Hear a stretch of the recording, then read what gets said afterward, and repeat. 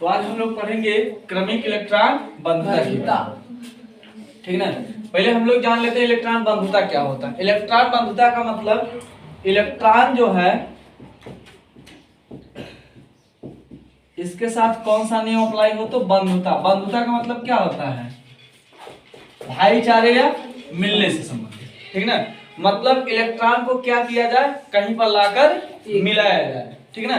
तो इस केस में जैसे मान लीजिए कोई आपका उदासीन परमाणु है, कोई उदासीन परमाणु है और वह क्या करता है कि मतलब एक इलेक्ट्रॉन को जो है ग्रहण करता है, एक इलेक्ट्रॉन को ग्रहण करता है। जब इस इलेक्ट्रॉन को ये ग्रहण करेगा तो ग्रहण करने के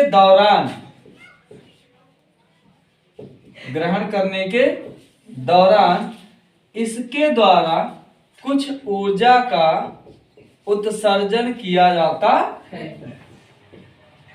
ठीक ना।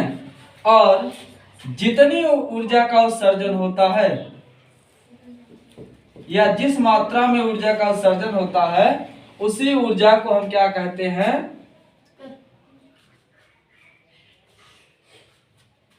इलेक्ट्रॉन बंधुता। बात सुन रही, कोई दिक्कत नहीं ना। तो इलेक्ट्रॉन बंधुता क्या होता है समझ में आ गया, कोई दिक्कत नहीं ना। अब इसमें हम लोग पढ़ेंगे क्रमिक इलेक्ट्रॉन बंधुता। ठीक ना। तो इलेक्ट्रॉन बंधुता क्या होता है, कोई उदासीन गैसीय विलगित परमाणु होगा, उसमें जो है एक इलेक्ट्रॉन हम क्या करेंगे, ग्रहण करेंगे। मतलब एक इलेक्ट्रॉन जो उसमें और लाकर मिलाएंगे। तो इस दौरान जो है कुछ ना कुछ ऊर्जा का उत्सर्जन होगा और जितनी मात्रा में ऊर्जा का उत्सर्जन होता है वही ऊर्जा हमारी क्या कहलाती है, इलेक्ट्रॉन बंधुता। एक चीज और ध्यान दीजिएगा, इस केस में जो तत्व होता है, जो परमाणु होता है, उस पर जो है आप देखेंगे कि ऋणावेश बनेगा। क्या बनेगा, ऋणावेश। और जब ऋणावेश बनेगा तो सीधी सी बात है कि आपको पता होगा किसी भी तत्व में प्रोटॉनों की संख्या इलेक्ट्रॉनों की संख्या की क्या होती है, बराबर होती है। और इसी के चलते जो है तत्व जो होता स्वभाव से कैसा होता है, तो उदासीन होता है ना। अब मान लीजिए यहाँ पर प्रोटॉन की संख्या इलेक्ट्रॉन की संख्या के बराबर थी पहले, बाद में एक इलेक्ट्रॉन और आके जुड़ गया, तो इस केस में जो है प्रोटॉन की संख्या इलेक्ट्रॉन की तुलना में कम हो गई, नहीं कम हो गई, कम हो गई। तो यहाँ पे जो है जब इलेक्ट्रॉन बंधुता अप्लाई होता है तो हम कह सकते हैं कि प्रोटॉन की संख्या इलेक्ट्रॉन के बराबर नहीं रह जाती। तो ऐसे में जो है अगर बात की जाए आकर्षण बल जितना लग रहा था उतना लगेगा, उससे कम लगेगा, उससे कम लगेगा। क्यों, क्योंकि इलेक्ट्रॉनों की संख्या क्या हो रही है, बढ़ रही है।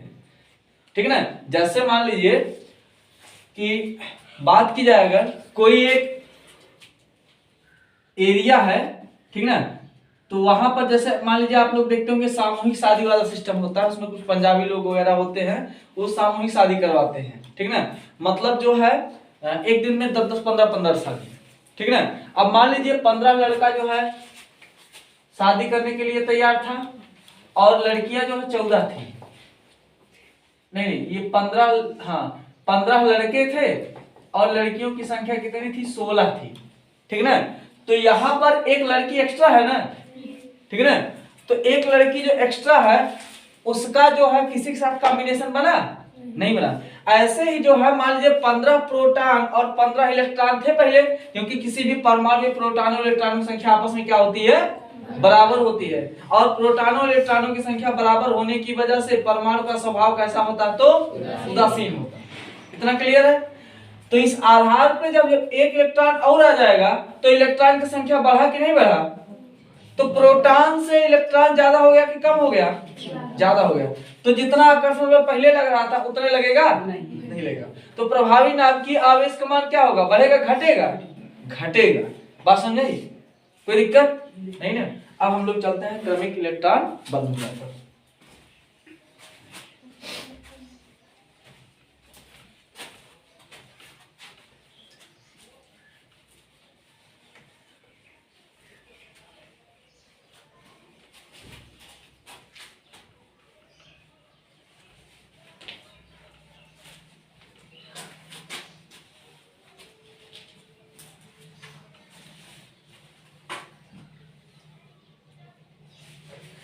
देखिए मान लीजिए कोई इतना हम लोग को पता है कि प्रोटॉन की संख्या इलेक्ट्रॉन की संख्या क्या होती है, बराबर होती है। इसलिए कोई भी परमाणु जो होता है वो स्वभाव से कैसा होता है, तो उदासीन।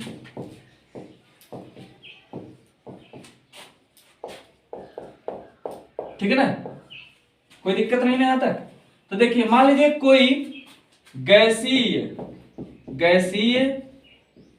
विलगित परमाणु है, ठीक है ना, कोई गैसीय विलगित परमाणु है, क्लियर, कोई दिक्कत। अब उसमें जो है एक क्वालिटी पाई जाती है कि एक बार में क्या कर सकता है, एकमात्र इलेक्ट्रॉन क्या कर सकता है, ये ग्रहण कर सकता है। बात समझे, एकमात्र इलेक्ट्रॉन ग्रहण कर सकता, ठीक है ना। अब मान लीजिए आपके सामने खाना आया, 5 रोटी आया, 5 इकट्ठे खा जाएंगे, एक बार में एक खाएंगे ना, मान छोटा छोटा है, ठीक ना। और मान लीजिए नहीं समझ आया तो गोलगप्पा दुकान पे गए, अब उसका गोलगप्पा देखिए इतना बड़ा बोरी बांध के रखा था, वो सब ऐसे उठाओगे चिंगिया बोरे इतना पलट दोगे, ऐसा नहीं हो सकता ना, एक बार में क्या जाएगा ना। तो वैसे ही जो है कि कोई भी जो परमाणु होता है वो एक बार में कितना इलेक्ट्रॉन ग्रहण सकता है, एक। और जब एक बार में एक इलेक्ट्रॉन ग्रहण करेगा तो इस दौरान इस पर क्या आ जाएगा, हाँ अब ये किसमें परिवर्तित है, पहले उदासीन परमाणु था, अब क्या हो जाएगा, ऋणावेशित आयनित परमाणु। ये क्या हो जाएगा, ऋणावेशित आयन, क्या हो जाएगा, ऋणावेशित आयन, ठीक है ना। बात समझेंगे नहीं समझेंगे, ऋणावेशित आयनिक परमाणु, बात समझे। अब एक चीज ध्यान दीजिएगा कि कोई गैसीय विलगित परमाणु है, वह एक बार में एकमात्र इलेक्ट्रॉन ग्रहण कर सकता है, और ग्रहण करने के साथ वह क्या हो जाएगा, ऋणावेशित आयनिक परमाणु में बदल जाता है। और जब ये ऋणावेशित आयनिक परमाणु में बदल जाएगा तो इस दौरान जो है इलेक्ट्रॉन को ग्रहण करने के लिए इसके द्वारा कुछ ऊर्जा का उत्सर्जन किया जाता है, कुछ ऊर्जा का उत्सर्जन किया जाता है, ठीक है। परंतु मान लेते हैं, हाँ कुछ ऊर्जा का उत्सर्जन होता है, जितनी ऊर्जा का उत्सर्जन होगा, जितनी ऊर्जा का उत्सर्जन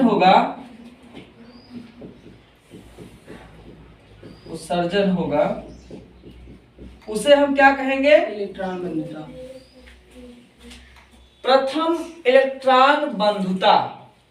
क्यों, क्योंकि पहला इलेक्ट्रॉन ना, और क्रमिक का मतलब क्या होता है, एक के बाद एक। ये हो जाएगा हमारा प्रथम इलेक्ट्रॉन बंधुता। बात समझ आई, यहां तक तो मामला ठीक ठाक है, कोई दिक्कत नहीं है। लेकिन ये पहले केस में हो गया जब एक इलेक्ट्रॉन ग्रहण किया। अब नेक्स्ट स्टेप आएगा अगला वाला, इसमें क्या होगा, यदि परमाणु जो हमारा क्या है, ऋणावेशित आयनित परमाणु है, ऋणावेशित आयनिक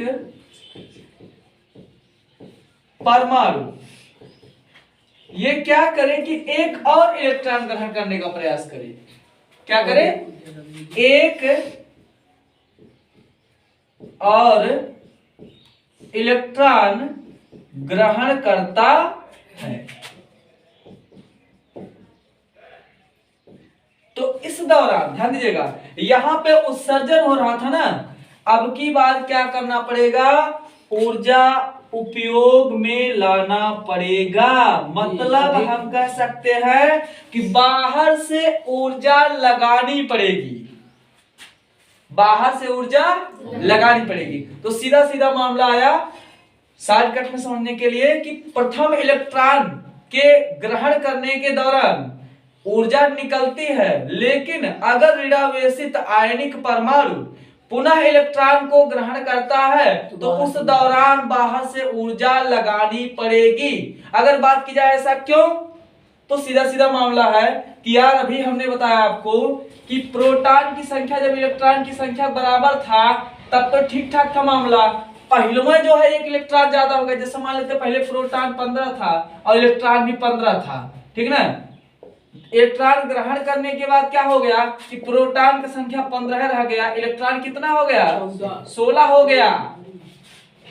इलेक्ट्रॉन संख्या कितना, अरे एक ग्रहण किया ना 16 हो गया। ये बताइए अब इसका जो आकर्षण बल था वो जैसे मान लीजिए बोला जाए आप लोगों से कि 15 लोग खाने वाले 15 रोटी दिया गया, एक एक रोटी पड़ा सब लोग का, लेकिन मान लीजिए फिर क्या बोला गया 15 रोटी में 16 लोगों को खिलाना है, तो उसी एक रोटी में से थोड़ा थोड़ा सब लोग निकाल के देंगे तब ना 16वें वाले को मिलेगा।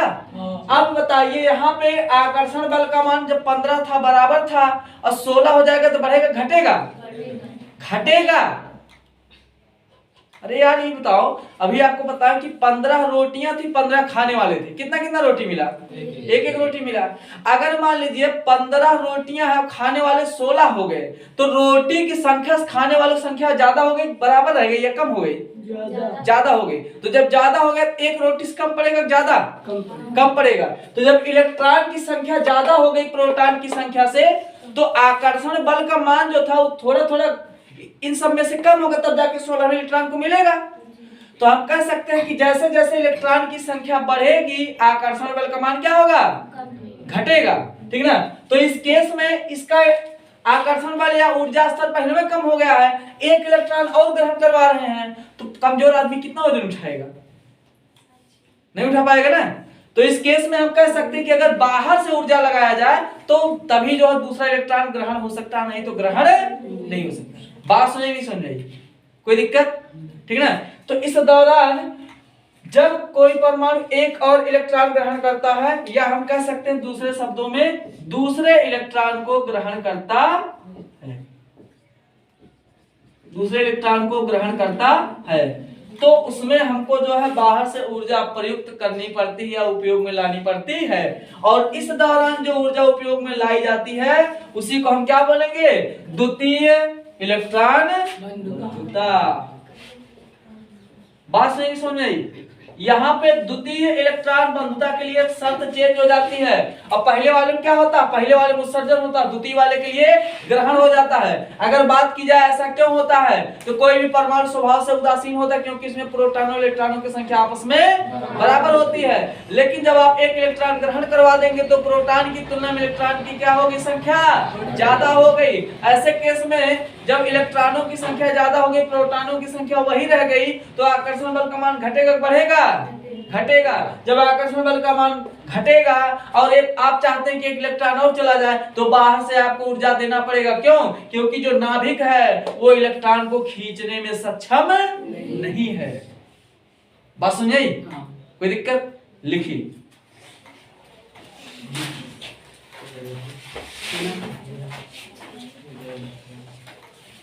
देखिएगा क्रमिक आयनन विभव, ये क्रमिक इलेक्ट्रॉन बंधुता,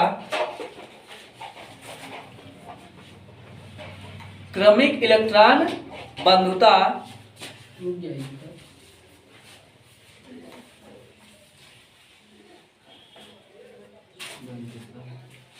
में भी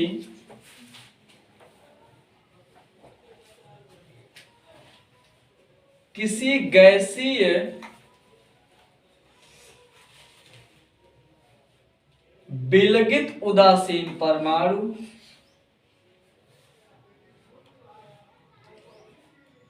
किसी गैसीय विलगित उदासीन परमाणु के द्वारा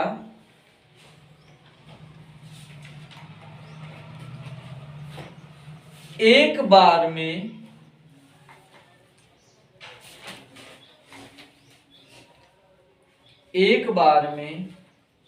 एकमात्र इलेक्ट्रॉन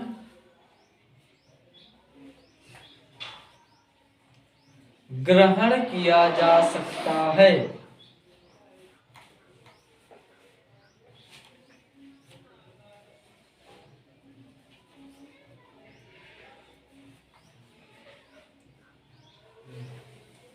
ग्रहण किया जा सकता है। ऐसी स्थिति में परमाणु एक इलेक्ट्रॉन ग्रहण करके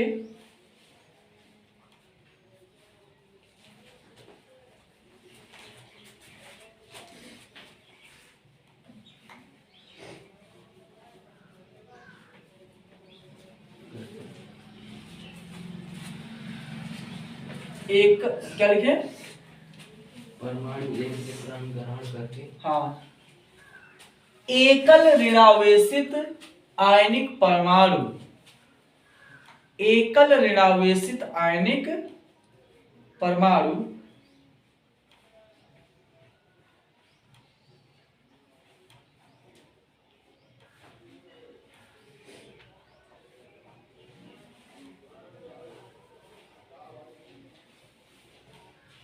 में बदल जाता है।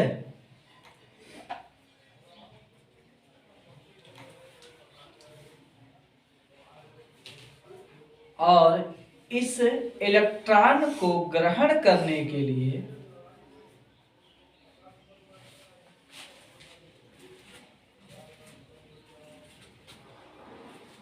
इस इलेक्ट्रॉन को ग्रहण करने के लिए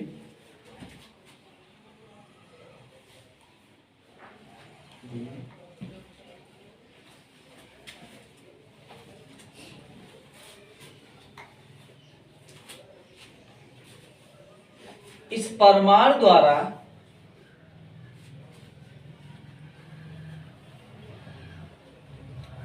जितनी मात्रा में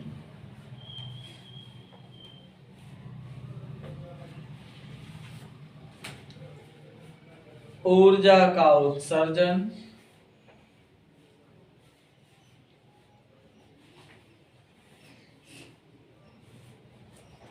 किया जाता है,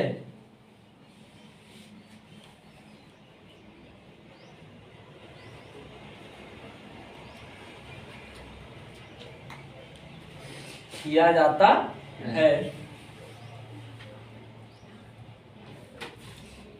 वही इसका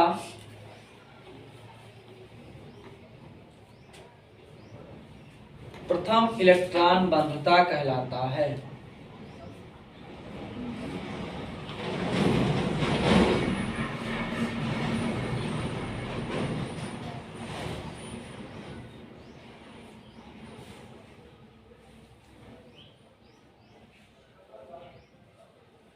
परंतु यदि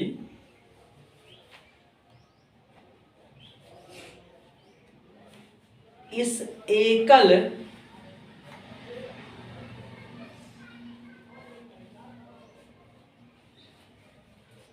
ऋणावेशित आयनिक परमाणु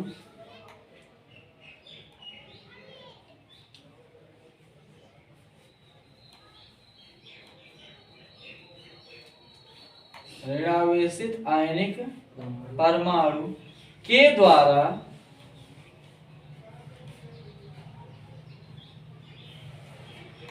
एक और इलेक्ट्रॉन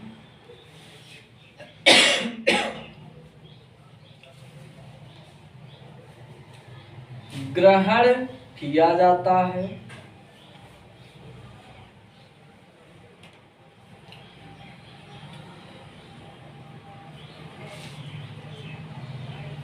तो इस दौरान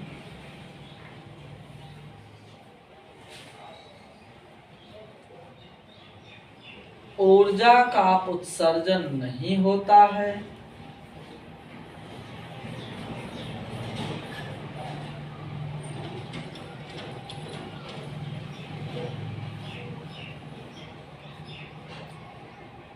बल्कि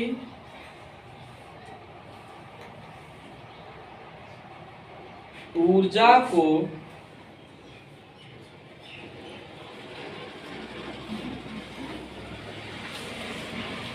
ऊर्जा का लिखेगा, ऊर्जा का उपयोग करना पड़ता है।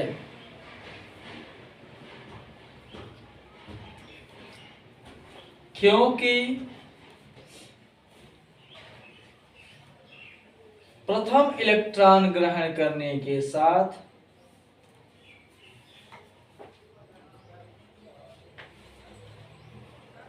प्रथम इलेक्ट्रॉन ग्रहण करने के साथ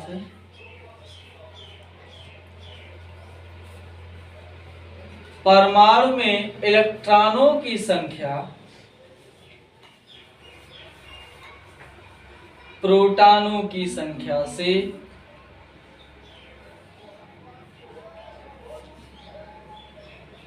अधिक हो गई थी।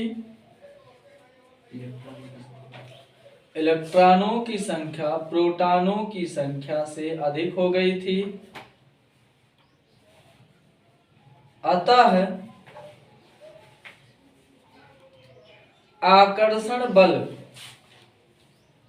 का मान घट गया था।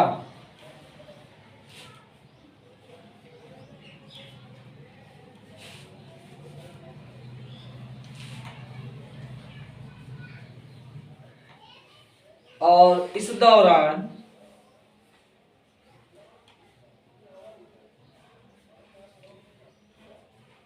द्वितीय इलेक्ट्रॉन को ग्रहण करने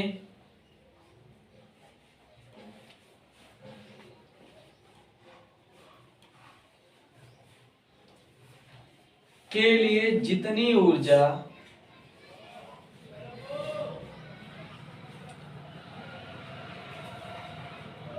उपयोग में लाई जाती है,